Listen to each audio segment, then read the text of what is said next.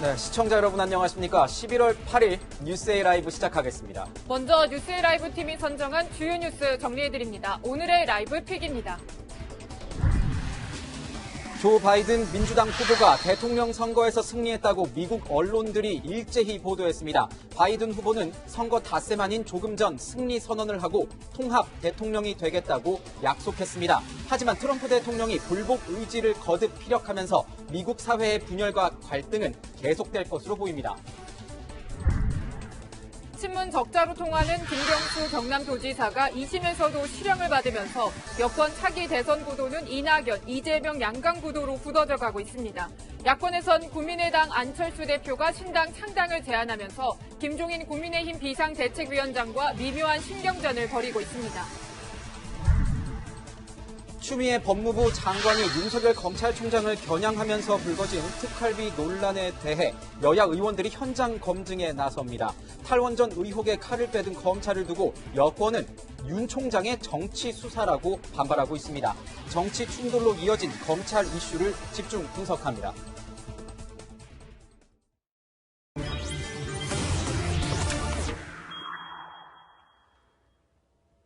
네, 오늘의 첫 소식입니다. 이번 한 주 기다리고 기다린 소식일 것 같습니다. 닷새 만인가요?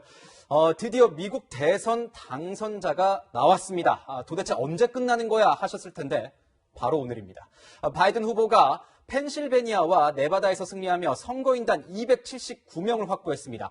백악관의 주인으로 가는 매직 넘버 270을 넘은 겁니다. 네, 바이든 후보는 즉각 승리 선언을 하고 자신을 찍었든 아니든 모든 미국인을 위한 대통령이 되겠다고 밝혔습니다. 자, 워싱턴 연결하겠습니다. 윤수민 특파원, 개표 상황과 바이든 후보의 승리 소감 전해주시죠. 네, 펜실베니아에서 바이든 후보는 트럼프 대통령을 0.5%포인트 격차로 따돌리며 역전극의 대미를 장식했습니다. 네바다주에서도 격차를 벌리며 선거인단 279명을 확보했는데요. 이로써 바이든 후보는 초경합지 미시건주와 위스콘신 그리고 펜실베니아 등 러스트벨트 세 곳을 모두 가져왔습니다. 4년 전 패배했던 곳에서 모두 되찾은 셈인데요. 대선에서 승리를 확정지은 바이든 후보와 해리스 부통령 후보는 SNS 프로필에 프레지던트 일렉, 그러니까 당선인이라는 단어를 넣으며 승리를 공식화했습니다. 78살의 백악관의 새 주인이 된 바이든 후보의 당선 소감 첫 마디는 통합이었습니다. 조금 전 있었던 승리 연설 한번 들어보시죠. I pledge to be a president who seeks not to divide but unify. Who doesn't see red states and blue states, only sees the United States. 트럼프 대통령은 하필 백악관을 비웠을 때 패배 소식을 들었다고요? 네, 그렇습니다. 골프강인 트럼프 대통령은 선거 후 첫 주말인 오늘 이 워싱턴 인근의 본인의 골프장에서 골프를 즐겼는데요. 대선 패배 소식을 듣고 이곳 백악관으로 급히 돌아왔습니다. 백악관 주변에는 트럼프 대통령을 향해 패배자라는 야유가 쏟아지기도 했습니다. 트럼프 대통령은 재선을 위한 선거에 패한 11번째 미국 대통령이라는 불명예를 안게 됐는데요. 그런데도 트럼프 대통령은 월요일인 내일부터 본격적인 소송전을 예고한 상태입니다. 통상 대선 직후엔 대통령이 당선인을 백악관에 초대해 정권 인수 과정을 의논하게 되는데요. 대선 불복을 시사한 트럼프 대통령은 바이든 후보를 백악관에 초대할 계획이 없는 것으로 알려졌습니다. 하지만 참모들과 공화당 일각에서는 패배를 인정해야 한다는 지적이 나오고 있습니다. 네, 승자 확정 소식이 전해진 후 미 전역이 떠들썩합니다. 수도 워싱턴 분위기는 어떻습니까? 네, 바이든 후보의 승리 확정 소식이 전해지자 이곳 백악관 앞으로 수천 명의 인파가 몰렸습니다. 지금 제 주변으로 수많은 사람들이 보이실 텐데요. 이곳은 그야말로 바이든 지지자들의 축제입니다. 워싱턴엔 오후부터 바이든 후보를 축하하는 차량 행렬들이 쏟아져 나왔는데요. 지지자들은 경적을 울리고 차 밖으로 몸을 내민 채 환호하며 새 백악관 주인을 환영했습니다. 반면 트럼프 대통령에 대한 원색적인 비난도 눈에 띄었는데요. 트럼프 대통령이 측근들을 SNS로 해고한 것을 빗대 넌 해고야 이렇게 쓰는 말도 눈에 띄었고요. 백악관으로 향하는 전 방향의 차량 접근이 통제됐고 경찰들이 투입돼 혹시 모를 상황에 대비하고 있습니다. 지금까지 워싱턴 백악관 앞에서 전해드렸습니다. 네, 미국 대선 관련 소식 분석해 보겠습니다. 우정엽 세종연구소 미국연구센터장, 김관욱 계명대 교수님과 함께 하겠습니다. 어서 오세요. 막판 승부처였던 펜실베니아 결과가 나오면서 바이든 후보의 승리를 확정지었습니다. 바이든 후보가 조금 전에 당선인 명의로 연설을 했습니다. 듣고 분석 이어가겠습니다. My fellow Americans, the people of this nation have spoken. They've delivered us a clear victory, a convincing victory. We've won with the most votes ever cast on a presidential ticket in the history of the nation. 74 million. I pledge to be a president who seeks not to divide, but unify, who doesn't see red states and blue states, only sees the United States. And to make America respected around the world again, and to unite us here at home. 네, 바이든 당선인의 이 연설을 봤는데 유니파이 이 얘기가 제일 귀에 딱 다가오는 것 같습니다. 조 바이든 당선인의 승리 선언, 센터장님 어떤 메시지를 담고 있습니까? 이번 선거가 지금 바이든 당선인이 연설에서 말했듯이 7,400만 표라는 많은 표를 받고 이제 당선이 됐다는 것도 있지만 예. 반대로 생각해 보면 트럼프 대통령은 거의 7,100만 표 가까운 표를, 그러니까 지금까지 미국 대통령 역사상 두 번째로 많은 표를 받은 사람이 되게 됩니다. 네. 그렇기 때문에 그만큼 트럼프 대통령을 지지한 사람도 많았다는 뜻이고, 미국인들이 이번 선거 과정을 통해서 많이 갈라져 있었던 만큼 오늘 연설의 대부분은 본인이 얼마나 통합이라는 가치를 중요시하는가라는 부분에 좀 방점을 두고 연설을 한 것으로 생각이 됩니다. 그러니까 이게 압도적이고 전폭적인 지지를 받은 것은 아니기 때문에 오히려 이 통합에 이 분열과 갈등을 해소시키는 통합에 이 메시지에 중점을 뒀다 이런 말씀이시죠? 네, 더군다나 지금 트럼프 대통령이 아직 승복이라는 단어를 전혀 꺼내지 않고 있기 때문에 보통 이러한 승리 연설은 패자에 대한 위로가 있는데 아직까지 그런 부분이 들어있지는 않고요. 그렇기 때문에 보다 더 이제 통합과 치유라는 이야기를 많이 한 것 같습니다. 네, 이 조 바이든 당선자는 최연소 상원 의원으로 시작해서 최고령 대통령이라는 기록까지 쓰게 됐는데요, 교수님. 네. 어떤 인물입니까? 좀 더 구체적으로 설명해 주시죠. 펜실베니아에서 태어났고요. 나중에 이제 가게가 전부 다 델라웨어로 이주를 합니다. 네. 그래서 72년도에 29살의 나이로 사실 상원 의원에 당선을 해요. 연방 상원 의원. 최연소입니다. 네. 그때부터 지금까지 공직에 단 한 번도 없었던 시간이 없을 정도로 공직운이 굉장히 대단하신 분이죠. 네. 네. 그리고 델라웨어주에서 6선을 합니다. 상원 의원은 6년이잖아요, 임기가. 36년을 그렇죠. 36년을 하셨고, 네. 그리고 상원 외교위원장, 그래서 외교통으로 굉장히 많이 알려져 있습니다. 그리고 8년간의 부통령, 그리고 이제 최고령의 대통령으로 지금 등극하기 바로 직전에 있는 것이죠. 그래서 풍부한 경험을 바탕으로 해서 안정적인 국정 운영을 할 것으로 예상이 되고요.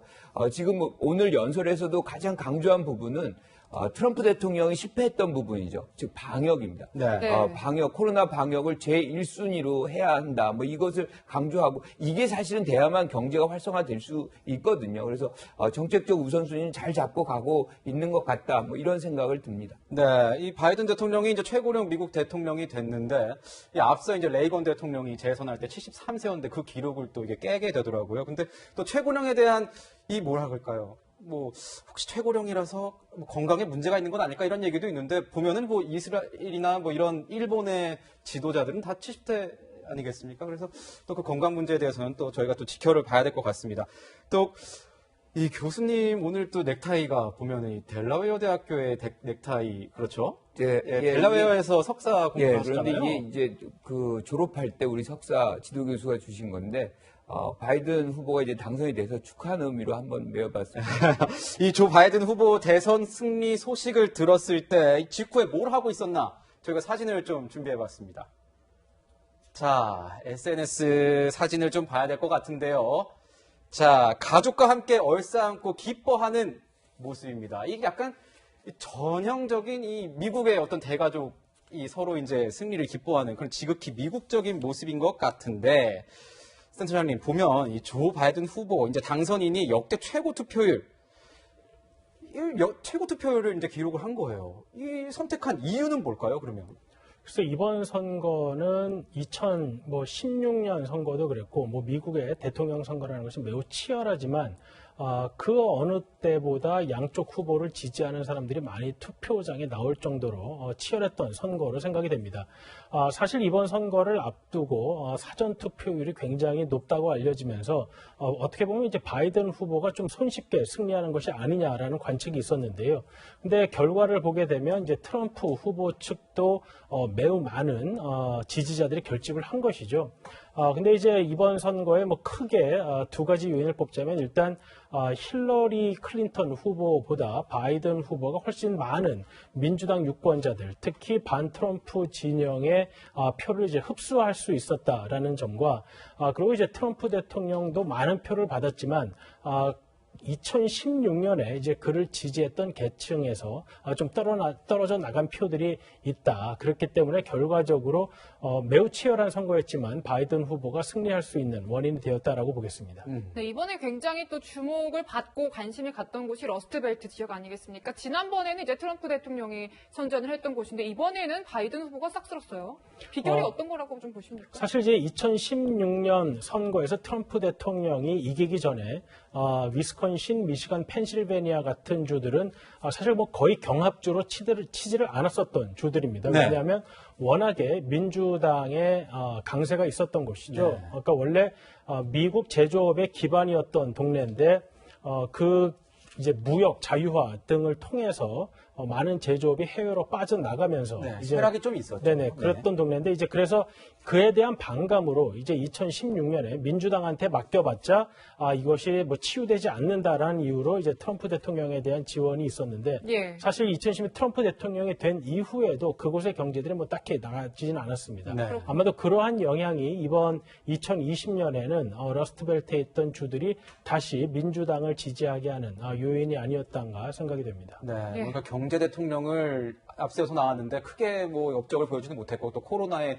직격탄을 맞으면서 또 이렇게 트럼프 대통령이 열세를 보인 측면이 있는 것 같습니다.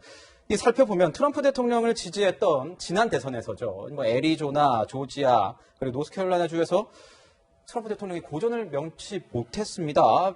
이 트럼프 대통령이 이제 재선에 실패를 하면서 역대 6번째 재선 실패 대통령으로 남게 될 텐데 골프장에서 골프를 하다가 바이든 당선인이 당선됐다는 소식을 들었어요. 이 공화당 내부에서도 좀 착잡하다고 하더라고요, 분위기가.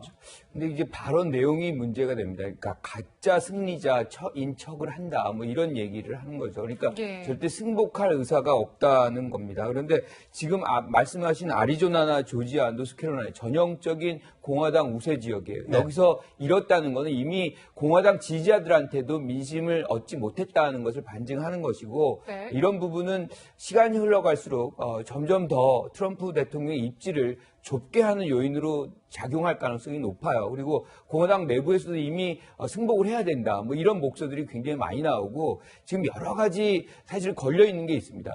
뭐냐면 뮬러 보고서라고 그래가지고 러시아 선거 개입 게이트가 하나 있고요. 뮬러 예. 특검. 그렇죠. 네. 그게 하나 있고 또 하나가 이제 탈세 관련된 거. 그다음에 여성과 스캔들 문제. 이게 이제 어떻게 작용되는지 모르겠지만 결과적으로 이렇게 계속 고집을 피고 이렇게 승복을 안 하는 상황이 온다면 이런 문제들이 굉장히 불거질 가능성도 배제하기 어렵다 이렇게 봅니다. 보면은 이제 변호사 12년 집사라고 불렸던 변호사 코언의 이런 어떤 그런 것으로 이제 통로로 러시아 사업가와의 이런 그런 거래도 좀 밝혀졌고 성추문도 계속 있었잖아요. 발부되진 않았지만 이제 영장만 한 30건이 청구됐다고 하는데 이 방어막이 현직 대통령이라는 이 방어막이 사라지면서 트럼프 대통령의 이런 일신 어떻게 될지 저희도 좀 궁금하네요. 네, 이런 상황에서 이제 재검표를 핵심 경합주 몇 곳에 제기를 하고 있는 상황 아니겠습니까? 이게 재검표를 한다고 해서 승부가 바뀌고 이럴 것 같진 않은데 시간이 좀 지연되지 않을까요? 근데 각 주별로 재검표 등 최종 개표 결과를 마감해야 하는 시간이 있습니다. 네. 대부분 그것이 11월 13일에서 11월 말 정도로 정해져 있기 때문에 재개표 자체만으로는 향후 대통령 취임 일정에 큰 문제가 되진 않을 것 같습니다. 그렇군요. 그렇군요. 근데 이 미국 민주주의에 대한 얘기 안 해볼 수 없을 것 같은데 미국 민주주의의 가장 큰 또 장점이라고 하면은 선거인단제도 이번에 굉장히 좀 복잡하긴 했지만 이 그 뭐랄까 질서 있는 권력 이양 이런 모습이 굉장히 좀 미국의 어떤 전통적으로 남아 있는데 트럼프 대통령 어떻게 될 것 같으십니까? 미국의 선거는 사실은 선거 결과가 나오기 전까지는 매우 치열한 경쟁이죠. 근데 선거 결과가 나오면 그다음부터는 축제입니다.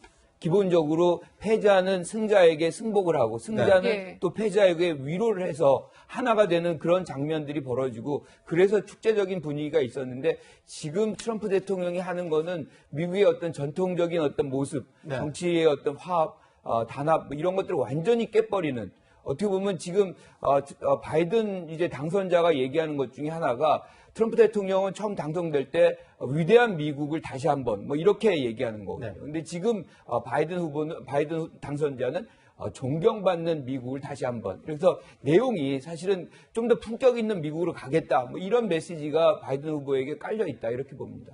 네, 지금 뭐 불복 의지를 계속 다지면서 트럼프 대통령과 캠프 측에서는 소송 비용을 모금하고 있다고 하던데요.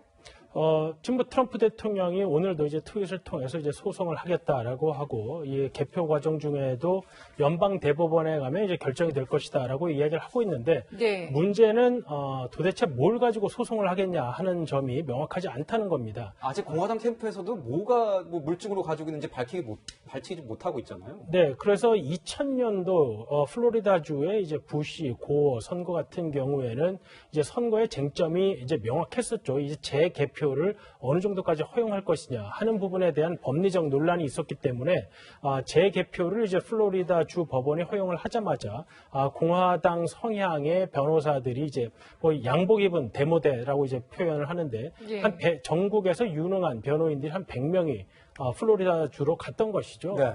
근데 이제 지금 트럼프 대통령을 이 선거 소송에서 대리하겠다는 변호인이 누구인지 그리고 그 변호인이 도대체 어떤 것이 쟁점이 되는지를 명확히 하고 있지 않습니다. 특히 트럼프 대통령의 변호인이라고 하는 줄리아니 전 뉴욕시장도 이게 뭐 부정이다라고는 하는데 도대체 뭐가 문제가 되는지를 명확히 하고 있지 않기 때문에 소송으로 간다고 이야기는 하고 있지만 어떤 부분이 소송으로 갈지는 아직 알려져 있지 않은 상태입니다. 네, 트럼프 대통령 연방 대법원에서 결정이 내려질 것이라고 거듭 얘기하고 있습니다. 듣고 가겠습니다. If you count the legal votes, I easily win. If you count the illegal votes, they can try to steal the election from us. We'll not allow the corruption to steal such an important election or any election for that matter. We can't let that happen to our country. But ultimately, I have a feeling judges are going to have to rule. 네, 미국에서는 여러 가지 트럼프 대통령의 불복 시나리오가 나오지 않았습니까? 뭐 아까 방송 전에도 말씀드렸지만 이 세이프 하버 데드라인이라고 해가지고 12월 8일까지 안 되면 선거인 명부가 제대로 작성이 됐는지 주의회에서 확인한 절차도 있고, 뭐 그 전에 연방 대법원에서 지금 이제 뭐 보수 색채가 워낙 뚜렷해진 대법원이다 보니 거기서 좀 기대서 트럼프 대통령이 불복해서 대통령 자리를 다시 가져오지 않을까 이런 시나리오도 있었는데 그건 조금 힘든 상황이라고 보시는 거죠? 네, 아마도 이제 트럼프 대통령이 저렇게 연방대법원 이야기를 계속할 때는 2000년도와 같은 상황을 생각하는 것으로 보입니다. 근데 지금 트럼프 대통령의 상황은 2000년도에 부시 대통령의 상황이 아니라 고 부통령의 상황과 같은 것이죠. 어떻게 말하면 이미 나온 선거 결과를 뒤집기 위한 노력을 하는 것인데요. 그때 당시 지금 연방 대법원에 가 있는 존 로버츠 대법원장, 브렛 캐버너 대법관, 그리고 에이미 바렛 대법관 등이 부시 측의 변호인으로 재개표가 이루어지지 못하는 여러 가지 법 논리를 만들어냈습니다. 네. 그리고 이제 그중 하나가 이 세이프 하버 데드라인을 지켜야 한다는 논리를 만들어낸 것이죠. 그렇죠. 그렇기 때문에 트럼프 대통령이 원하는 그러한 부분이 만약에 대법원으로 간다고 하더라도 대법원이 2000년도에 만들어놓은 판례에서 벗어나서 새로운 논리를 만들어내기는 쉽지 않을 것 같습니다. 네. 네, 뭐 상황이 좀 뭔가 명확하고 깔끔하진 않은데 뭐 인수 작업도 제대로 이루어질 수 있을지 궁금하고 내년 1월이 사실 이제 원래 바뀌는 그 달이지 않습니까? 그 취임 일정도 좀 잘 지켜질 수 있을지도 궁금한데요. 뭐 취임 일정이야 헌법에 나온 것이니까 뭐 지켜지겠지만은 인수위의 활동이 얼마나 부드럽게 되느냐 하는 것은 뭐 문제가 있을 수 있습니다. 네. 물론 이제 그 인수위에 관한 법이 있기 때문에 예. 정부 조직 간의 인수위는 있겠지만 백악관 특히 정치적 임명자가 많은 백악관의 인수가 이제 어떻게 될 것인가 하는 예. 부분인데요. 예전에 사실 뭐 2000년에도 이제 조지 W 부시 후보가 이겼을 때 당시 이제 클린턴 백악관에 일하던 많은 직원들이 그 컴퓨터 키보드에서 W 키를 다 빼버렸다. 뭐 이런 네. 말도 뭐 사실 있긴 했었는데 뭐 그 정도 차원에 그칠지 아니면 백악관에서 이제 주요 이런 정책에 관한 논의 자체를 뭐 하지 않을지 뭐 이런 부분은 좀 지켜봐야 할 것 같습니다. 그것도 좀 궁금한데요. 사실 이거는 선거인단을 뽑는 좀 선거였잖아요. 진짜 선거는 선거인단들이 모여서 12월 14일에 직접 선거를 통해서 이제 하게 되는데 거기서 이제 faithless elector라고 하나요? 이제 신이 없는 선거인. 다른 사람 만약 내가 뭐 나는 저기 바이든을 뽑기로 했었는데 갑자기 트럼프를 뽑는다던가 이렇게 돼가지고 바뀔 가능성은 거의 없다고 봐야겠죠? 뭐 이론상 가능합니다. 왜냐하면 미국 50개 주 전체가 그 신이 없는 선거인단을 처벌하거나 아니면 교체할 수 있는 규칙을 가지고 있지 않습니다. 네. 그러니까 처벌에 대한 규칙은 약 30개 주에서 가지고 있고 그리고 만약에 그 신뢰 없는 선거인단이 다른 사람을 찍었을 때 뭐 바로 교체할 수 있는 그러한 규칙은 막 한 20주 정도에서 가지고 있기 때문에 이론상 뭐 가능할 수도 있고 만약에 뭐 본인이 역사상 길이 남고 싶으면 뭐 그런 행동을 뭐 할 수도 있을 것 같긴 한데 지금까지 미국의 역사상 뭐 그런 경우는 없었고 만약에 신이 없는 선거인단의 행동을 했더라도 그 경우는 대부분 선거에 전혀 영향을 미치지 않는 뭐 그러한 행동이었기 때문에 이번에 누군가가 그런 행동을 할 거라고 기대하기에는 좀 어렵다고 보겠습니다. 네. 바이든 당선인이요. 우리나라와도 관련이 있습니다. 인연을 맺고 있었습니다. 보시죠. For the people of the Republic of Korea, my profound respect for what you have accomplished in the last 60 years. 네, 2013년도 미국 부통령일 당시에 이 60년 동안 이뤄낸 업적에 대해 존경심을 표한다. 뭐 이렇게 하면서 우리나라와의 어떤 인연을 좀 강조한 측면이 있었는데 지금 보면은 아까도 말씀하셨지만 그 외교위원장 자격으로 방한도 하지 않았습니까? 한 세 차례 이제 부통령으로 한 차례 했고 위원장으로 한 차례, 부통령으로 두 차례 이렇게 방한을 했던 것 같아요. 그러면 이제 외교 문제에 대해서 굉장히 관심이 좀 있을 것 같은데 북핵 문제 혹시 트럼프 대통령이랑 같은 결인가요? 어떤가요? 그러니까 조금 방법론적인 차이는 있지만 기본적으로 이제 원천적인 어떤 북핵 해소 이것이 라는 측면에서는 뭐 유사하다 이렇게 볼 수가 있는 거죠. 네. 햇볕 정책에 대한 어떤 긍정적인 생각을 또 보유하고 있기 때문에 지금 문재인 정부의 어떤 그 대북 정책의 목표와도 일치하는 부분이 있다. 그런데 이제 방법론적인 차이는 뭐냐면 트럼프 대통령 같은 경우는 일정 부분 탑다운식으로 해결을 하고자 하는 거거든요. 그러니까 뭐 김정은과의 어떤 통 큰 합의 뭐 이런 것들을 통해 가지고 핵 문제를 해소하고자 하는 건데 지금 바이든 당선자 같은 경우는 실무 협상부터 하나하나 이렇게 올라가는 일종의 바텀업식의 어떤 협상을 선호합니다. 맨 마지막에 대통령이 그렇죠. 딱 나가서 그래서 뭔가 원천적으로 해결이 안 되면 이것은 해결이 안 된다라고 믿는 거예요. 그래서 지금 발언 내용도 보면 북한이 핵 역량을 일부 감소시키면 그때부터는 대화가 가능하다. 뭐 이렇게 언명을 하고 있거든요. 그런 측면에서 본다면 대화 의지는 분명히 있고 그것의 시작점은 북한이 일단 의사표시를 해라. 뭐 이런 메시지가 지금 나와 있는 거죠. 네, 이 조 바이든 민주당 당선인이 대통령에 취임하면 미국의 한반도 정책에도 변화가 예상되는데요. 이 목소리부터 듣고 분석 이어가겠습니다. This president embraces all the thugs in the world.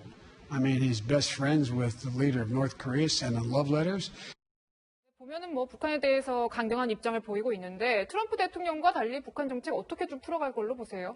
물론 트럼프 대통령은 이제 토론회에서도 뭐 좋은 관계가 있다고 했고 바이든 당선인은 이제 토론회 때 이제 뭐 폭력배 이런 단어를 써가면서 말을 했기 때문에 두 사람의 북한 지지도자에 대한 인식이 매우 다른 것은 알 수 있습니다. 근데 이제 만약 바이든 당선인도 이야기했듯이 어떤 북한과의 협상의 진전이 있으면 김정은 위원장을 만날 수도 있다라고 이야기를 했기 때문에 네. 중요한 것은 어떠한 협상이 실제로 북한과 가능하겠냐 하는 부분입니다. 북한과 협상이 실제로 이루어지고 있는데도 본인이 김정은을 안 좋아하기 때문에 나는 북한과 관계를 하지 않겠다 뭐 이런 차원의 이야기가 전혀 아니기 때문에 앞으로 중요한 것은 북한이 미국이 원하는 방식으로 진지한 협상에 임할 것이냐 하는 부분이 북미 관계를 결정하는 데 더 큰 요인이라고 볼 수 있겠습니다. 네, 보니까 이 문재인 대통령도 이 바이든 당선인에게 트위터, 뭐 이제 SNS를 통해서 이 축하 인사를 좀 보냈습니다.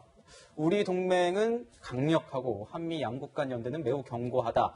두 분과 함께 열어나갈 양국 관계의 미래 발전에 기대가 매우 크다. 같이 갑시다. 이렇게 했는데 보니까 뭐 트럼프 대통령을 의식한 듯이 뭐 당선이나 뭐 승리했다는 표현은 안 쓰긴 했습니다. 보니까. 그런데 이 미국의 어떤 동맹 연대에 대한 미국의 요구가 이전보다 더 높아질지 아니면은 뭐 계속 그 이전 수준으로 더 돌아갈지 좀 궁금해요. 그러니까 우리가 두 가지 측면에서 봐야 되는데요. 트럼프 대통령은 두 가지 다 아주 강력하게 줄 세우기를 했어요. 그러니까 안보 측면에서도 그렇고 경제는 디지털 동맹이라 그래가지고 중국을 포위하는, 그러니까 우리 기업이 중국과의 거래를 못하게 하는 그런 동맹 관계를 구축하려고 했었는데 네. 지금 만약에 바이든 당선자가 확정이 완전히 된다면 사실 그 부분은 조금 완만해질 수 있을 것 같아요. 왜냐하면 지금 바이든 당선자의 가장 최우선 순위는 방역이고 예. 경제 회복입니다. 그런데 중국과의 어떤 무역 갈등을 더 키우면 사실은 그 경제적 회복이 빨리 올 수가 없거든요. 그래서 트럼프 행정부만큼의 어떤 강도 높은 무역 전쟁은 실현되지 않을 것이다라는 측면에서 어떻게 보면 이제 경제 부분에서는 좀 완만해지는데 안보 측면에서는 중국 견제가 여전합니다. 네. 트럼프 대통령과 바이든 당선자의 차이가 거의 없어요. 그런 측면에서 본다면 우리의 어떤 이 안보 측면에서의 어떤 동맹 관계 이 부분은 더욱더 강고하게 요구될 가능성이 있다 이렇게 봅니다. 네. 지금 보면은 바이든 캠프 측에서 바이드노믹스라는 얘기까지 나오지 않겠습니까? 이 미국인에 의한 미국 내 제조, 뭐 친환경, 친노동, 뭐 이렇게 글로벌 교역을 강화한다. 이런 걸 봤을 때 방금 말씀해 주셨지만 미중 갈등 앞으로 좀 어떻게 좀 전망하십니까?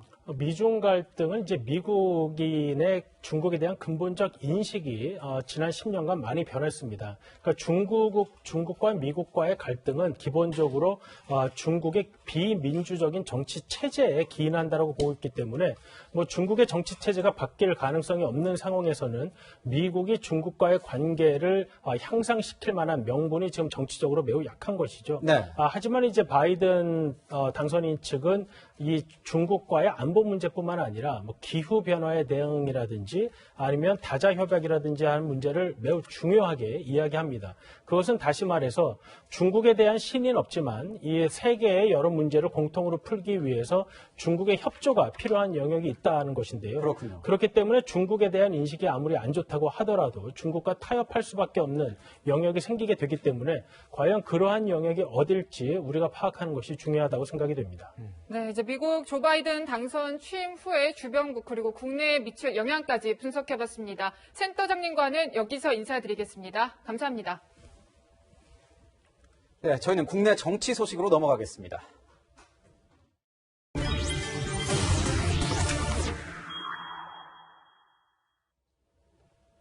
네, 친문 적자로 통하는 김경수 경남도지사죠. 2심 판결에서도 징역 2년 실형이 나왔습니다. 그 판결 뒤부터 민주당 당원 게시판이 말 그대로 들끓고 있습니다. 김경수를 못 지키면 당을 해체하란 글들이 올라오고 있습니다. 네, 또한 당내 친문 세력은 대법원 판결까지 지켜봐야 한다며 김 지사의 대선 출마 가능성에 여전히 힘을 싣고 있습니다. 김 지사의 운명은 어디를 향해 있을까요? 이현수 기자가 혼란스러운 민주당 상황을 취재했습니다. 김경수 경남도지사가 2심에서도 유죄를 선고받자 당원들이 당 소속 의원들과 지도부를 싸잡아 비판하고 나섰습니다. 당원 게시판에 김경수 지사나 조국 전 장관도 못 지켜낼 수준이면 차라리 당을 해체하는 게 양심적이겠다. 대통령 뒤에 숨어 선비처럼 고고하게만 있을 거면 총사퇴하라. 그따위로 할 거면 배지를 반납하라 등 김 지사를 지키지 못한 데 대한 불만이 쏟아졌습니다. 김 지사가 무죄를 선고받고 본격적인 대권 행보에 나서길 기대했던 친문 지지자들이 실망감을 드러낸 겁니다. 이낙연 대표를 향해서는 당대표는 뭐 하는 거냐 이런 식으로 민주당을 운영하면 결코 대통령이 될 수 없다고 비판했습니다. 대법원 판단을 당에서 돕는다는 것은 한계가 있게 되죠. 그러나 이렇게 말씀드리는 것 자체가 원격 지원이라고 받아들여 주셨으면 좋겠습니다. 친문 의원들 사이에선 김 지사의 대선 출마 가능성이 여전히 거론되고 있습니다. 한 친문 의원은 대법원에서 무죄를 받고 출마할 수 있는 것 아니냐며 출마까진 아직 시간이 있다고 말했습니다. 친문 의원들은 정책과 예산을 통해 김 지사의 도정을 지원할 계획입니다. 채널A 뉴스 이현수입니다. 네, 지금 이 시간부터는 김태현 변호사, 장혜찬 시사평론가도 함께합니다. 어서 오세요. 안녕하세요. 김경수 경남도지사 2심에서도 징역 2년의 실형을 선고받았습니다. 어제 항소심 이후에 심경을 본인의 SNS에 올렸습니다. 글을 좀 같이 보시죠. 자, 특검이 원하는 것이 사건의 실체적 진실을 밝히는 것인지 김경수 유죄 만들기인지 묻지 않을 수 없다. 또 찾아오면 성십성의껏 응대하고 모임에 초청하면 시간이 되는 한 찾아가 뵙는 것이 두 분 대통령을 모셨던 제 기본적인 도리라고 생각하면서 살아왔다. 이렇게 얘기를 했습니다. 아마 항소심에서 했던 마지막 최후 진술 내용을 그대로 올린 것 같은데요. 변호사님, 보면은 법원에서는 도주, 증거 인멸 우려 없다 해서 법정 구속을 하진 않는데 1심 판결하고 달라진 게 공직선거법 무죄잖아요. 이건 저희가 어떻게 해석을 하면 됩니까? 아니 법리적으로는 이제 무죄라고 본 거죠. 해석이고 뭐고 그냥 법원에서 그렇게 판단한 겁니다. 공직선거법 무죄라는 이유를 보시면 이게 사실은 오사카 총영사 대선 이후에 오사카 총영사 제안을 제안했다가 오사카 총영사 자리에 달라고 드루킹 주에 얘기를 했죠. 근데 그게 이제 무산되고 센다이 총영사를 제안을 한 겁니다. 그러면서 자 지방선거 때 좀 도와주세요 이렇게 하면서 센다이 총영사를 제안했다는 건데 이 공직선거법에서 어떤 도와주는 대가로 자리 제안하고 이런 거 그러면 누구를 도와주는지가 특정이 돼야 됩니다. 그런데 만약에 대선을 잘 도와주시면 센다이 총영사를 저희가 드릴게요. 그럼 대선에 누구요? 당시 문재인 후보잖아요. 특정이 돼 있어요. 그런데 이 1심에서 유죄가 됐던 센다이 총영사 제안하는 그 부분은 대선이 아니라 향후에 있을 지방선거 때 우리를 좀 도와주세요. 그럼 센다이 총영사를 드리고 이렇게 된 거거든요. 네. 지방선거 누구요? 너무 많습니다, 후보가. 그러니까 후보가 특정이 안 되고 그냥 지방선거 때 도와주시면 센다이 총영사를 자리를 드리겠습니다. 이렇게 됐기 때문에 도와줄 후보가 특정이 안 됐기 때문에 공직선거법 무죄다. 이렇게 항소심에서 판단한 거죠. 네, 이번에 재판에서 사실 이제 댓글 조작 프로그램이죠. 킹크랩. 시연을 받느냐 안 받느냐가 최대 쟁점이었는데 김 지사 측은 시연은 아니고 테스트였다 이렇게 주장해왔던 거죠. 그런데 이 킹크랩의 로그 기록, 그러니까 접속 기록이나 시연 기록과 관련해서는 굉장히 방대한 양의 자료가 재판부에 제출이 되었습니다. 네. 한 16분 정도 분명하게 현장에서 휴대전화로 16분간 킹크랩을 작동한 기록이 명백하게 남아있다는 게 재판부의 판단이고요. 중간에 이 핸드폰으로 로그인이 됐다가 23초의 공백이 있고 이 23초 이후에 컴퓨터로 다시 접속하는데 재판부에서는 이 23초가 드루킹 김모 씨가 이 김 지사 앞에서 핸드폰으로 시연을 하고 이게 끝나자 다시 핸드폰 주인에게 이걸 돌려준 시간이 23초일 것이다. 이런 정황까지도 초 단위로 분석해서 파악을 했고요. 네. 김경수 지사 측에서는 항소심에서 회심의 카드로 닭갈비 영수증을 제시했습니다. 네. 경공모 회원들이 닭갈비를 사와서 김 지사와 함께 저녁 식사를 같이 했기 때문에 시연회를 볼 시간이 없었다는 것인데 이 닭갈비와 관련해서는 사실 경공모 일부 회원들의 진술이 좀 오락가락했습니다. 식당에서 먹었다. 나중에는 가져왔는데 김 지사와 함께 먹지는 않았다는 진술이 바뀌었지만 재판부에서는 이 오락가락한 닭갈비 정황보다는 명백한 이 컴퓨터, 핸드폰 접속 기록이 김 지사가 킹크랩 시연을 봤다는 확실한 증거라고 판단을 내린 것입니다. 네. 저도 이 법원 출입할 때 이 재판 들어가서 취재를 한 적이 있는데 검찰과 변호인단 측에서 각자 서로 이제 공격과 방어를 위해서 내놓는 증거 자료들이 굉장히 많았던 그런 기억들이 있습니다. 자, 김경수 지사 이번 판결에 즉시 상고하겠다고 했습니다. 들어보시죠. 저로서는 도저히 납득할 수 없는 판결입니다. 진실의 절반만 밝혀진 셈입니다. 나머지 진실의 절반은 즉시 선고를 통해 대법원에서 반드시 밝히도록 하겠습니다. 이 사건의 가장 중요한 기록이라고 재판장께서도 말씀하셨던 로그 기록과 관련해서 일말의 의심이라도 남아있다면 제3의 전문가에게 감정을 맡겨볼 것을 제안하기까지 했었습니다. 그럼에도 이런 요청을 묵살하고 이렇게 판결한 데 대해서 저희들로서는 참으로 이해하기 어렵습니다. 네, 재판부 2년형을 선고하면서 엄중히 꾸짖었습니다. 저희 한번 좀 잠깐 보겠습니다. 재판부 이제 그제죠. 민주사회에서는 공정한 여론 형성이 가장 중요하다. 조직적인 댓글 부대의 활동을 용인한다는 것은 존경받아야 할 정치인으로서 절대 해서는 안 될 일이다. 야당에서는 여기에 포커스를 맞춘 것 같습니다. 정치인으로서 절대 해서는 안 된다.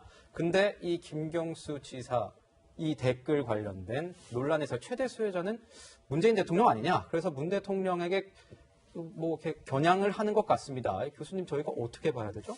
저는 이 부분에 대해서 이제 결과적으로는 대법원에서 마지막 판결을 내릴 거예요. 네. 그러니까 지금 2심이 한 부분은 이런 여론 조작이라든가 이런 데 분명히 공모한 부분이 있음을 인정하고 있는 거거든요.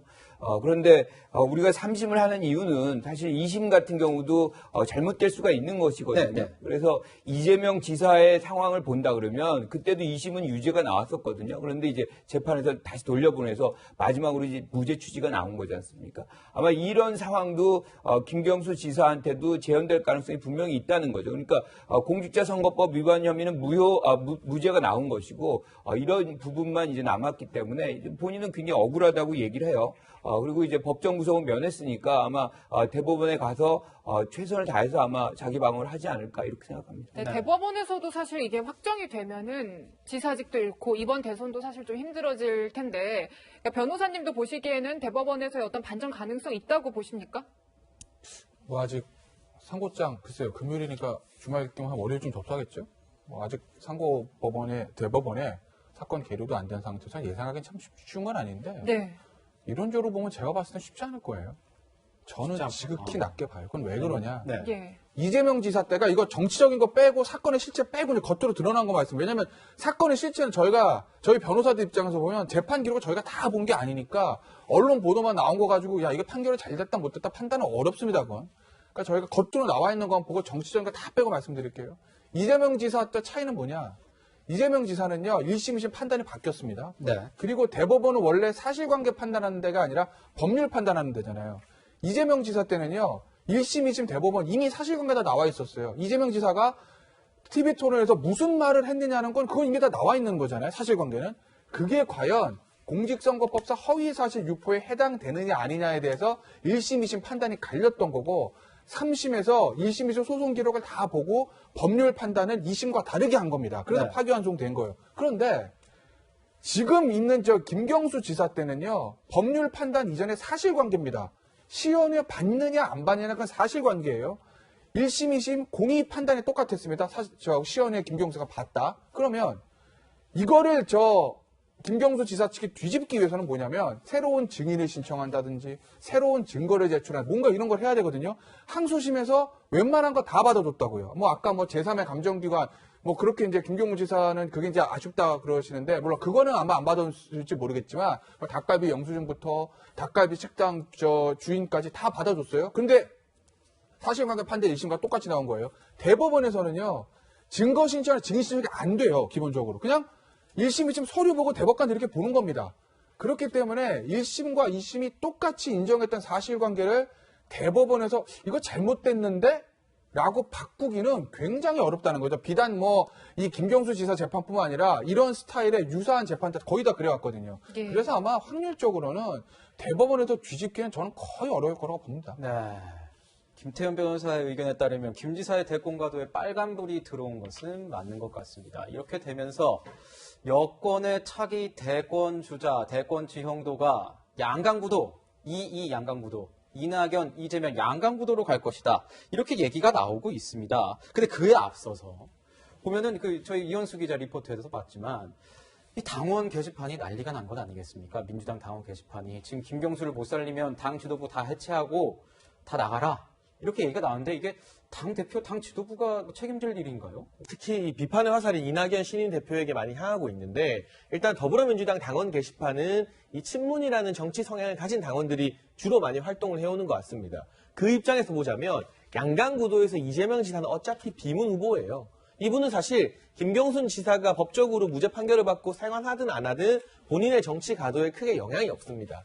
애초에 지지층이 좀 덜 겹친다고 봐야겠죠. 근데 이낙연 대표 같은 경우는 적자라는 표현을 정치권에서 쓰진 않고 있습니다만 문재인 정부의 초대 총리로서 친문 지정의 지지를 받아서 당대표까지 됐고 주요 대선 후보에 올랐습니다. 그렇다면 김경수 지사가 살아 돌아왔을 때 대선 후보로서의 입지로 보면 가장 큰 타격을 받을 수 있는 게 바로 이낙연 대표가 되거든요. 네. 그러니까 이 친문 일부 당원들 입장에서는 이낙연 대표가 본인의 어떤 대선 가도를 위해서 김경수 지사를 좀 보호해 주는데 소극적으로 나선 것이 아니냐. 그런 정치적 유불리 따지지 말고 당이 전력으로 지원을 해라. 이런 강한 요구와 비판을 하는 게 정치적으로는 일견 이해가 갑니다. 그런데 정당에서 사실 대법원의 판결에 어디까지 개입할 수가 있을까요? 네. 개입하는 게 거의 불가능합니다. 외부에서 이낙연 대표가 대법원의 올바른 판결을 믿는다. 2심 판결 불복하겠다. 그리고 일부 국회의원들이 아마도 뭐 나름의 세미나를 가지고 예. 친여 선양의 법조인들을 모셔서 판결에 대한 외부 여론을 형성할 수 있겠죠. 근데 그 이상으로 뭐 이낙연 대표가 지금 시점에서 김명수 대법원장을 만나겠어요? 대법관을 만나겠어요? 할 수 있는 게 거의 없습니다. 그렇기 때문에 이낙연 대표도 본인은 상당히 곤혹스러울 것이고요. 우리가 이 재판, 사법부의 판단과 여의도 정치는 거리가 있다고 생각하고 바라봐야 되는 게 올바른 상권 분립을 위해서도 마땅한 태도가 아닌가 하는 생각이 듭니다. 어저께 고등법원에서 판결할 때 이례적으로 재판장이 판결문 읽기 전에 모두 진술이 있었어요. 그거 기억하시죠? 모두 진술하면서 이 사건의 쟁점은 간단하다. 정치적인 거 다 빼고 법리적만 본다. 이 얘기 왜 하겠습니까? 본인도 이렇게 판결을 했을 때 그 이후에 후폭풍이 있을 거라는 걸 알고 있었던 것이거든요. 그러니까 어제도 이제 보면 김경수 지사 이제 재판 선고받아 들어갈 때 양쪽 지지자들 뭐 반대하는 뭐 구속하라도 있고 뭐 무죄다 있고 양쪽 저 지지자와 반대하는 사람들 막 이렇게 이제 서로 주장들 하잖아요. 어제 재판장이 판결문 읽기 전에 했던 얘기는 그거 하지 말라는 겁니다. 이건 나는 그냥 서초동에서 증거 가지고 있는 그대로 판단하는 거니까 이 판결과 자꾸 정치적으로 해석하지 말고 정치적으로 옳다고 하지 마세요라는 얘기를 어제 이제 재판장이 이 얘기를 하고 판결문 읽기 시작한 거예요. 네. 우리가 좀 그런 부분들을 좀 귀담아 드릴 필요가 있다는 거죠. 네, 이런 상황에서 이제 유시민 노무현 재단 이사장이 다시 유튜브 방송을 재개했는데요. 타이밍이 참 묘합니다, 교수님. 여러 가지 해석들이 나오는데 교수님의 해석은 어떻습니까? 어떻게 해도 이제 선거철로 다가가고 있죠. 내년 봄이면 사실 3월, 4월경에는 이제 재보선이 있는 것이고 그 직후에는 곧바로 이제 그 다음에 있을 대선 후보를 가르는 그런 경선들이 각 당에 있을 수밖에 없는 거거든요. 내년 9월쯤이면 대선 경선 하지 않을까요? 아니요, 내년 5월부터 경선이 시작이 되는 거예요. 네, 왜냐하면 그렇죠. 다음에 2022년 3월 달에 대선이 있는 것이기 때문에 각 당은 빠르게 움직일 겁니다. 그런데 유시민 이사장 같은 경우는 목소리가 굉장히 크죠. 친야의 전체 여권에 대해서는 그 영향력이 굉장히 크기 때문에 예. 그런 부분의 어떤 목적에서 이 알릴레오라는 이 유튜브를 다시 시작하고 본인의 어떤 의사를 전달을 하려고 하는 그런 시도를 시작하는 것 같습니다. 네. 그러니까 유시민 이사장 이런 얘기 하지 않습니까? 그 사람에게 막말, 망언, 괴팍이라는 프레임을 덮어씌워서 사람들이 자기 내면의 의사 표현을 할 때 눈치 보게 만든다. 이거 존 스튜어트 밀의 자유론을 근데 이 부분은 이제 명예훼손으로 고발이 됐었거든요. 그러니까 그 부분에서 무혐의 처리가 났는데 이렇게 뭔가를 얘기를 할 때 이렇게 고소 고발이 이어진다 그러면 결국에는 뭔가를 자유롭게 표현하고 하는 것들이 안 되는 사회 아니냐. 그래서 핍박받는 그런 어떤 표현의 자유가 핍박받는 그런 사회는 안 된다. 뭐 그런 얘기를 강조하는 것 같은데 이 부분에 대해서 또 진중권 교수 같은 다른 얘기를 하거든요. 그때서 의원 나갈 때 했어야 될 얘기 아니냐. 뭐 그렇죠. 이런 이제 그런 다양한 본인이 했던 얘기들을 감안한다면 이런 얘기 할 수 있겠느냐 이런 다른 반론도 있죠. 네, 이런 가운데 야권 소식 좀 저희가 알아봐야 될 것 같습니다. 안철수 국민의당 대표가 야권 재편하자 이렇게 얘기를 했다고 해요. 시사평론가님 저기 뭐 내용이 신당 창당하자 뭐 이런 내용이라고 하는데요. 네, 일단 국민미래포럼이라는 곳의 강연회에서 비공개 환담을 한 건데 이 국민미래포럼 자체가 국민의당 권은희 의원 그리고 국민의힘의 황보승희 의원이 주축이 되어서 만들어진 두 당의 의원들이 함께 공부하고 연구하는 단체입니다. 이곳에서 지금 야권에 대해서는 국민적 비호감도가 너무 높다. 네. 따라서 단순한 합당이 아니라 모든 기득권을 내려놓고 신당을 창당해야 한다고 하는데 지금 사실 국민의힘 같은 경우는 그래도 100석 이상을 가지고 있고요. 국민의당 같은 경우는 뭐 3석인가요? 가지고 있죠. 2~3석. 이런 상황에서 모든 기득권을 놓고 합당하게 되면 누가 이득을 보겠습니까? 네. 당연히 안철수 대표의 국민의당이 더 많은 이득을 볼 수밖에 없는 것입니다. 결국 내 주도하에 야권을 재편하겠다. 저는 그런 의도가 노골적으로 보이는 발언이라고 받아들여지고 사실상 이 국민의힘에서 그동안은 안철수 대표를 향해서 러브콜을 굉장히 많이 보내왔고 지금 서울시장 경선 룰 같은 경우도요. 논의되고 있는 것이 일반 여론조사 90%, 당원조사 10%가 논의되고 있는데 이건 무슨 말이냐.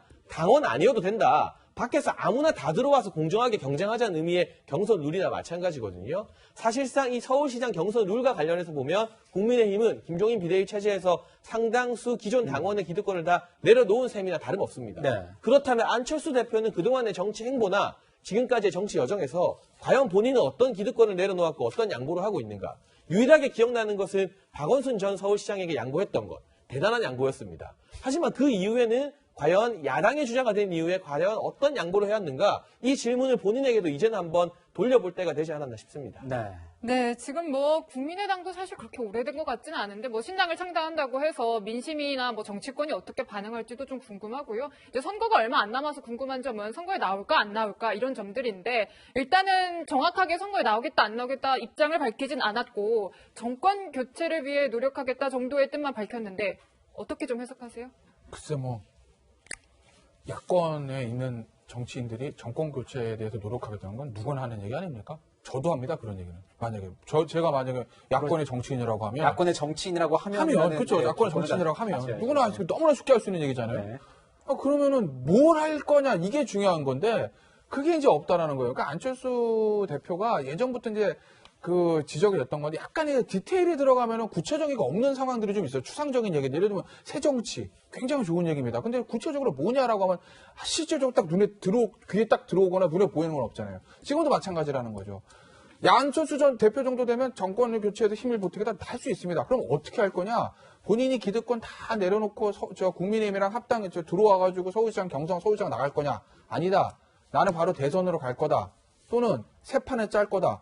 뭔가 이제 구체적인 어떤 그건 없고 추상적인 얘기만 하기 때문에 그렇기 때문에 안철수 대표의 저는 말에 대해 자꾸 해석들 하는 거 아니겠어요? 그래서 중요한 건 가장 이제 해야 될 건 일단 서울시장 나갈 거냐 말 거냐 그것부터 이제 본인이 결정해야 될 겁니다. 서울시장 패스하고 대선으로 바로 갈 거냐? 다음 차차기 대선을 노리고 이번에 서울시장 선거 나갈 거냐?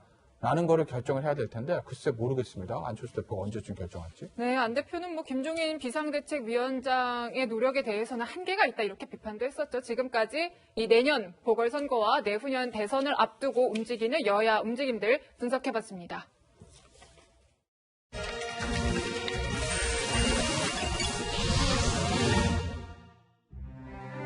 분수나 격, 어떤 수준을 뜻하는 한자 폼은요. 입구자 3개가 모여 이루어집니다. 그러니까 말이 쌓이면 한 사람의 품성이 된다는 의미인데요. 천금과도 같은 것이 한마디 말의 무게지만 정작 말로 먹고 사는 정치인들의 품격과 품위를 상실한 발언은 국민들의 귀를 의심케 할 정도입니다. 좀 이렇게 절실하게 3천만 원이라도 절실하게 말씀을 좀 해주세요. 그래야 됩니다, 이게. 네. 의원님 꼭 살려주십시오, 이렇게. 그 LX 사업 투입. 아이, 살려주십시오. 한마디 하시면 끝날 일은. 참, 답답하죠. 법원 살림을 떠맡은 판사 경력 40년의 대법관에게 살려주십시오라고 당장 애걸복걸이라도 하라는 어느 판사 출신 국회의원의 독촉. 국민의 혈세가 의원 개인 주머니에서 나오는 쌈짓돈인가요? 논란이 일자 이 의원은 사람이 아니라 예산을 살려달라는 의미였다고 사과했는데 글쎄요. 판단은 여러분께 맡기겠습니다. 국민을 어떻게 보고 있으면 이런 어이없는 말을 했을까 하는 인물도 있습니다. 미투 사건에 대한 여성 인권수장의 발언입니다. 838억 원의 선거 비용이 피해자들이나 여성에게 미칠 영향에 대해서 생각해 보신 적 있으십니까? 국민 전체가 성인지성에 대한 집단 학습을 할 수 있는 기회가 역으로 된다고도 생각을 하고 있습니다. 무엇을 집단 학습한다는 겁니까? 성인지 감수성이 떨어지는 겁니까? 아니면 문제 파악 능력이 떨어지는 겁니까? 도대체 뭡니까? 여기에 나쁜 말을 서슴없이 내뱉는 정치인도 있습니다. 아니, 사람까지 그래 사망까지 그렇게 많았는데 네? 그 사람까지 7명 이상이 죽었는데 그걸 지금 옹호하는 겁니까? 도둑놈이 아니라 살인자입니다. 살인자. 이 집회 주동자들은. 아니, 국민들에게 어떻게 하면 살인자라고 할 수 있는지. 민주주의 선진국을 자처한 우리나라에서 어떻게 이런 말이, 그것도 청와대 고위 관료의 입에서 스스럼 없이 나올 수 있었을까요? 과한 표현이라고 뒤늦게 수습했지만 그의 입에서 나온 한마디 말로 그동안 국민들이 쌓아올린 대한민국의 품격은 무참히 짓밟혔습니다. 말이 병들면 민주주의는 불가능하다. 소설가 김훈이 정치권을 향해 쏘아붙인 말입니다. 품격이 실종된 막말 정치. 그 종착점은 정치권의 공멸이자 우리 사회의 균열과 갈등일 수 있습니다. 지금까지 화나요 뉴스였습니다.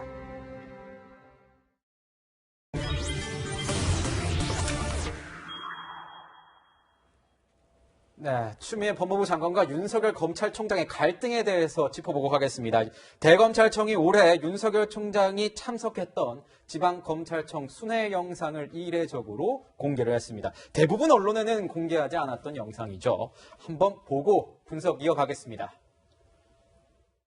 우리 대전 검찰 가족들이 어떻게 근무하고 있는지 총장으로서 한번 직접 눈으로 보고 또 애로사항도 들어보고 또 좀 등도 두들겨주고 늘 역지사지하는 마음을 갖는 것이 그게 우리가 검찰이 변화하는 어떤 목표요 방향이 아닌가. 총장님 기운 내십시오. 경량의 신용도리에 빠져 있는 이 위기 상황을 총장님 혼자서만 두 어깨로 무겁게 지고 가려 하지 마십시오. 자, 수고 많았어요. 예, 수고 많았어요. 네, 저희가 영상을 보고 왔습니다. 대검에서는 검찰 내부 식구들에게 소식을 알리려는 차원이었다 이렇게 했는데 윤석열 검찰총장은 소식을 알리는 것뿐만 아니라 지금 갈등설을 빚고 있는 추미애 법무부 장관을 겨냥해서 나도 만만치 않아. 이런 얘기를 한 건 아닐까 싶기도 해요. 어떻게 보십니까, 교수님? 정치 행보의 일환이라고 봅니다. 이게 사실은 전직 총장들도 이런 동영상을 유튜브로 해가지고 올려놓긴 했다 그래요. 그런데 지금 윤 총장의 상황은 그 다른 총장들과는 완전히 다릅니다. 지금 법무부 장관과 굉장히 갈등이 있고 모든 행위를 사실 정치적으로 지금 해석받고 있거든요. 네. 이런 장면에서 유튜브를 올리고 또 그 내용을 보면 우리 주장이 진실이 아니다. 역지사지하는 마음을 가져야 된다. 그것이 어디에 대한 메시지인지, 즉 추미애 장관한테 대한 메시지인지 굉장히 해석이 분분할 수가 있거든요. 이렇게 정치적으로 해석될 수 있는 사안을 검찰총장이라고 하는 공무원이 왜 굳이 이렇게 이 시점에서 올려야 되는 건지, 그리고 동영상 내용 중에 가장 부적절한 건 뭐냐면 이병창 대전고등검찰청 사무관이 총장 힘내십시오. 이런 쭉쭉 이렇게 써내려가요. 이게 핍박받는 총장을 부각시키려고 하는 그런 메시지를 여기에 담고 있다는 거죠. 저는 이거 굉장히 부적절한 정치적인 어떤 동영상이다 이렇게 봅니다. 네. 이런 가운데 추 장관은 또다시 윤 총장을 겨냥했습니다. 이번에는 특활비 논란인데요. 영상 먼저 보시겠습니다. 중앙지검에는 특활비를 내려보내지 않아서 수사팀이 굉장히 고충을 겪고 있다 하는 일선의 얘기가 들리고 있습니다. 장관께서 중앙지검의 특활비가 하나도 안 내려간다고 하는데 제가 알기로는 확인한 바에 의하면은 이미 특활비 다 내려가고 있어요. 저도 이제 들은 얘기니까 그러니까 그 사실관계를 확인을 하신 다음에 일선 검사들의 답변을 고충을 들으니까 이제 그렇다는 그러니까 건데요. 그러나 이제 저도 확인할 특활비가 방법은 한 푼도 없죠. 아니 그 확인도 안 된 걸 안 내려간다고 그런 단전적으로 얘기가 말씀을 있다. 하세요. 네, 지금 이 시점에서 좀 갑자기 등장한 것 같은데 검찰총장의 특활비 집행에 대한 문제 제기 어떻게 보세요, 평론가님은요? 제가 몇 가지 좀 정리를 하면 예. 조국 전 장관이 최근에 이 가짜뉴스 징벌적 손해배상 해야 된다고 말하고 있어요. 그럼 추미애 장관 저 말씀은 징벌적 손해배상을 대검에 해야 될 것 같습니다. 가짜뉴스거든요.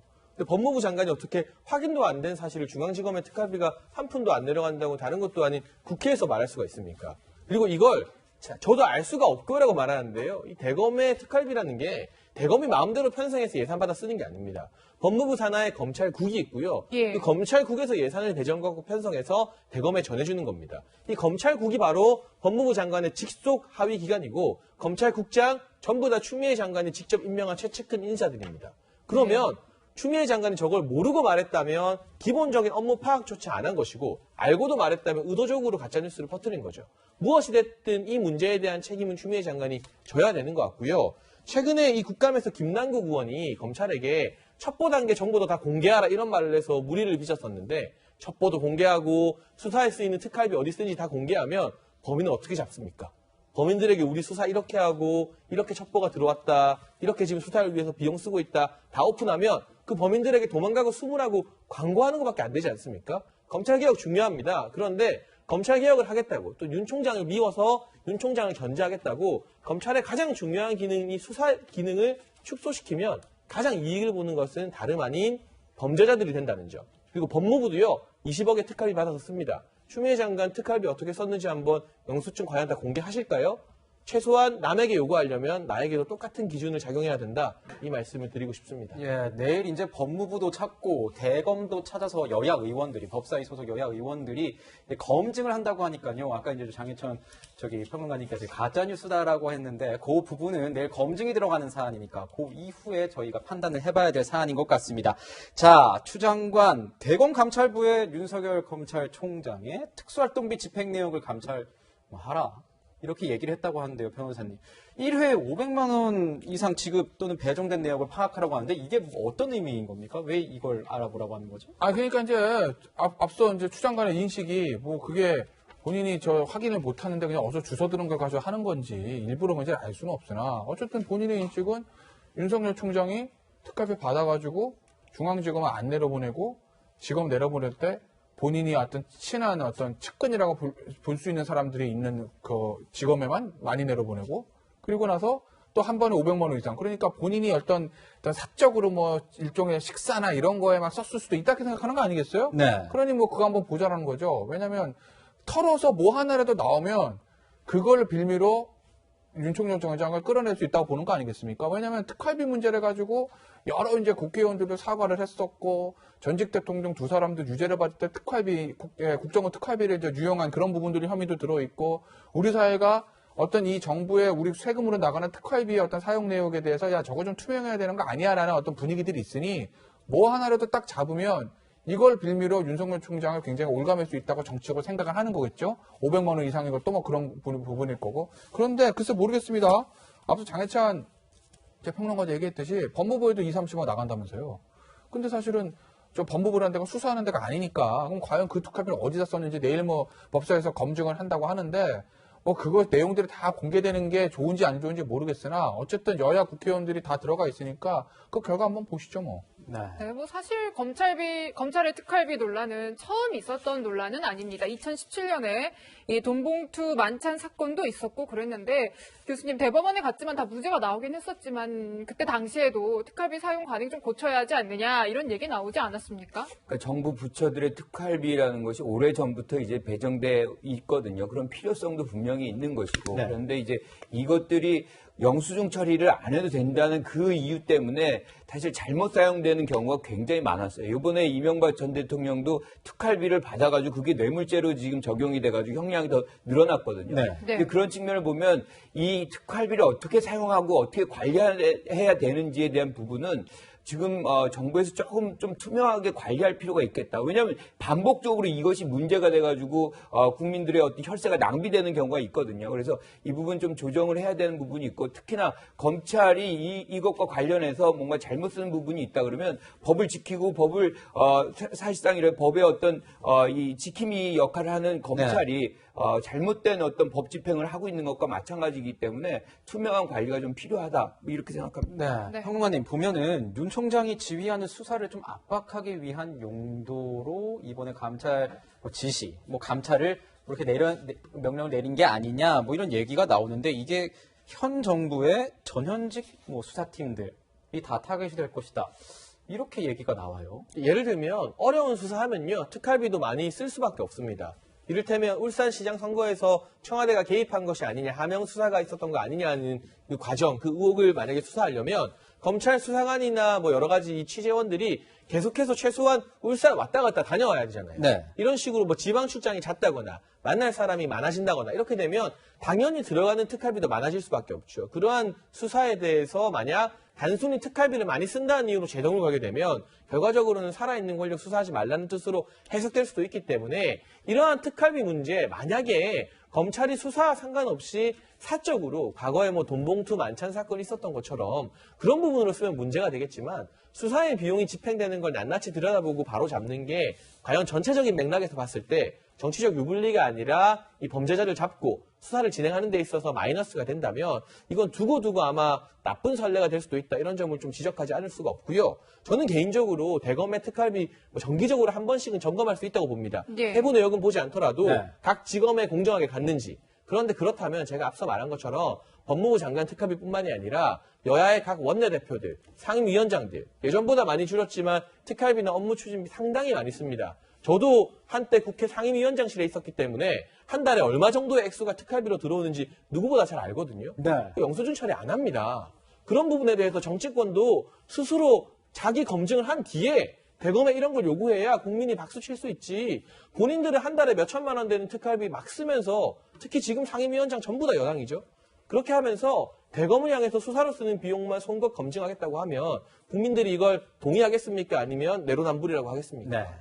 네, 그리고 또 이제 월성 1호기 사건 수사를 이제 검찰에서 굉장히 빠르게 속도감 있게 진행을 하고 압수수색도 했는데 여권에선 사실 이 수사에 대해서 굉장히 비판적인 목소리들을 내고 있고 그래요. 그래서인지 이 수사팀에 대한 특활비를 확인하려는 거 아니냐 이런 얘기도 나오는데요, 변호사님. 그러니까 이것뿐만 아니라 앞서 이제 김윤수 앵커 얘기했듯이 전반적으로 다 보겠다는 거 아니겠습니까? 그러니까 그런 얘기 하잖아요. 아까도 말씀드렸듯이 제가 윤석열 총장의 측근들이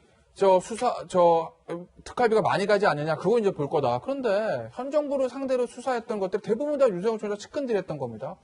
그러니 윤석열 총장의 측근들이 많이 받아갔는지 보면 현 정부 수사 팀한테 특활비 얼마나 많이 가는지 볼 거고, 그러면 왜 여기만 특활비 이렇게 많이 갔어? 이거 문제 있는 거 아니야? 이렇게 엮으면 수사에 브레이크 걸릴 거고. 이 월성 1호도 마찬가지죠. 어찌됐건 간에 대전지검장도 윤석열 총장의 측근이고, 그렇기 때문에 야, 대전에 왜 이렇게 많이 갔어? 수사가 어렵으니까, 이 월성 1호 수사가 굉장히 어려운 수사고, 그러니까 특활비가 많이 필요합니다. 라고 만약에 항변을 하더라도 그게 아니라 측근이기 때문에 많이 간 거 아니야? 이거 문제 있잖아. 이렇게 만약에 얘기를 하게 되면 수사 좀 브레이크 걸릴 수밖에 없거든요. 뭐 꼭 그렇게 될는지는 모르겠습니다만 윤석열 총장 측에서는 그런 어떤 의구심을 가질 수 있는 거죠. 이것이 어떤 정기적인 어떤 감찰이나 감사 이런 것들 아니라 정치적 목적이 있는 것 아니냐는 네.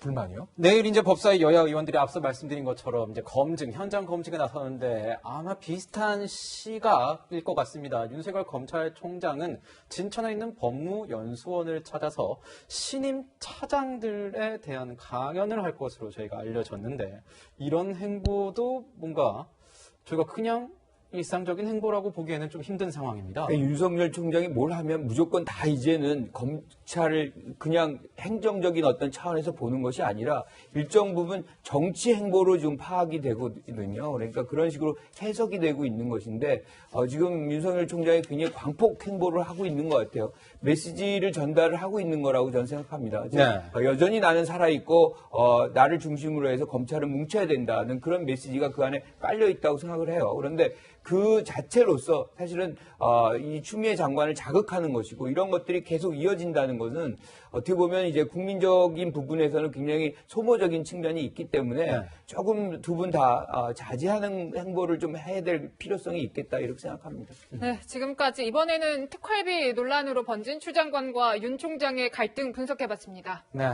자 분위기를 바꿔보겠습니다.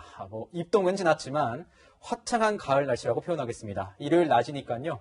여러분의 눈과 귀를 즐겁게 만들어드릴 뉴스를 엄선했습니다. 홍유라 앵커의 유라이크 시간입니다. 오늘도 기대할까요? 네, 기대하시죠? 네.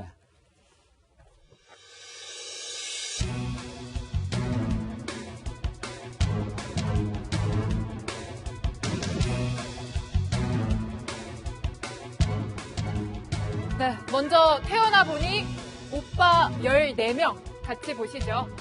자, 앙증맞은 머리띠를 한 이 신생아가 오빠 14명의 주인공입니다. 미국 미시간주에 사는 40대 동갑내기 제이 카테리 슈반트 부부에겐 첫 딸인데요.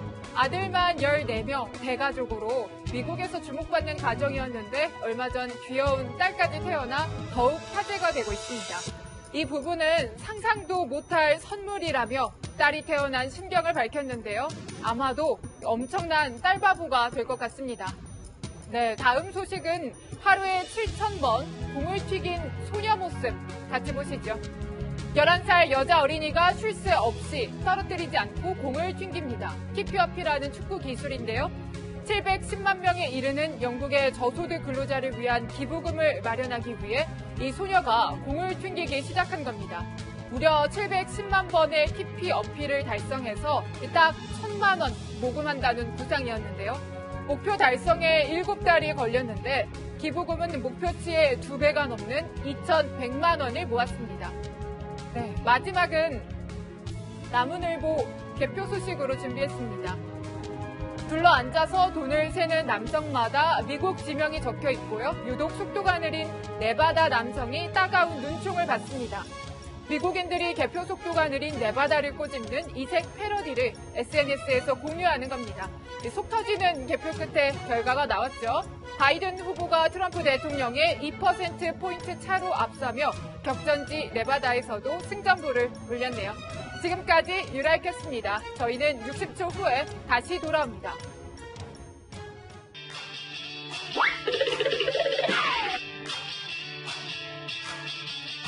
네, 여러분의 일주일을 앞서갑니다. 이번 주 이 뉴스만큼은 꼭 알아야 된다. 저희가 미리 뽑아봤습니다. 주요 뉴스를 미리 보는 시간, 앞으로 뉴스입니다. 초대 고위공직자 범죄수사처 공수처장 후보 1차 추천이 내일 마무리됩니다. 공수처장 후보는 판사, 검사, 변호사 경력이 15년 이상인 동시에 정년인 65세를 넘기면 안 되는데요. 특히 정치적 중립성과 공정성이 요구되기 때문에 그 부담감에선지 후보 제안을 고사하는 사람들이 많아서 후보 물색의 난항을 겪고 있다고 하네요. 자, 이번 주 화요일부터 서울 용산 미군 부대가 우리 국민에게 일부 개방됩니다. 미군 기지가 있는 용산군은 사전 예약 없이 현장에서 선착순 접수를 통해 관광객을 모집한다고 하는데요. 부진의 주요 시설에 대한 설명과 향후 용산공원 조성 계획 등을 상세히 안내할 예정이라고 하네요. 네, 11월 11일은 농업인의 날입니다. 농림축산식품부는 농업인의 날을 맞아 김장재료와 한우, 한돈 등 인기 품목을 할인 판매하고 온라인 이벤트 등 다양한 판촉 행사를 한다고 밝혔습니다. 온오프라인에서 진행되는 각종 할인 행사에 관심을 가져보시면 어떨까요? 이번 주 금요일은 노동자로서 인간다운 삶을 외치며 분신했던 전태일 열사의 사망 50주기입니다. 전태일 열사의 뜻을 기리기 위해 문화제와 전시회, 미술전 등 각종 행사가 마련됐습니다. 노동의 참된 가치와 권리를 다시 한번 생각해보는 계기가 됐으면 합니다.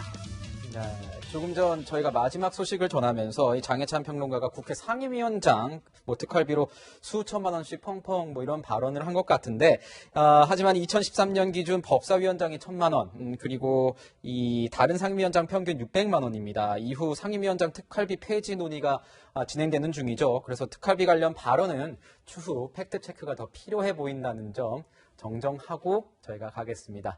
자, 홍 앵커. 오늘 열심히 달렸습니다. 오늘 아침에 미세먼지가 상당하던데요. 네, 그렇습니다. 서울 미세먼지가 오전에 나쁜 수준이었죠. 그래도 오후에는 찬바람에 점차 해소됩니다. 하지만 영남은 낮까지 미세먼지 농도가요 나쁜 수준으로 나타나겠습니다. 네, 그렇군요. 그나저나 겨울의 문턱이죠. 입동 이제 어제였는데 따뜻했어요. 오늘은 어떻습니까? 오늘은 종일 쌀쌀합니다. 쌀쌀하군요. 네, 낮 기온이 어제보다 5도에서 7도 정도 낮겠는데요. 바람까지 불어서 체감 온도는 더 낮고요. 영동에는 강풍주의보까지 내려졌습니다. 저는 추운 거 싫은데. 안 그래도 건조한데 바람까지 불이 나기 쉽겠네요. 화재 예방에 각별히 주의하셔야겠습니다. 자, 출근길 날씨 알아봐야겠죠? 네, 출근길은요, 초겨울 추위가 예상됩니다. 서울은 내일 아침엔 영하 1도까지 내려가는데요. 내륙을 중심으로는 얼음 어는 곳이 많겠습니다. 네, 정말 어느덧 겨울이 성큼 다가왔습니다. 저희가 준비한 소식도 여기까지입니다. 일요일엔 뉴스에이 라이브입니다. 시청해주셔서 감사합니다.